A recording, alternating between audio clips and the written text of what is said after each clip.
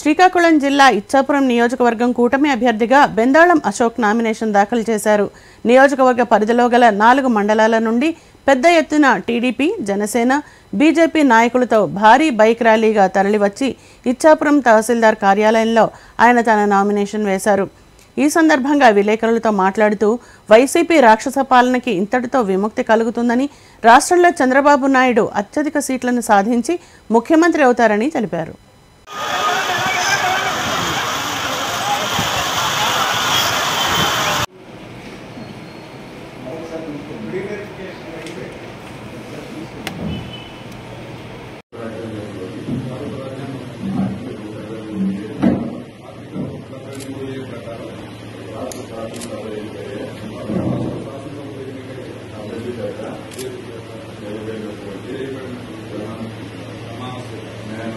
నేను బెందాళం అశోక్ అనే నేను శాసనసభ ఒక స్థానాన్ని భర్తీ చేయడానికి అభ్యర్థిగా నామినేట్ చేయబడి చట్టం ద్వారా స్థాపించబడిన భారత రాజ్యాంగాన్ని నిజమైన విశ్వాసం మరియు విధేయతను కలిగి ఉంటానని మరియు భారతదేశ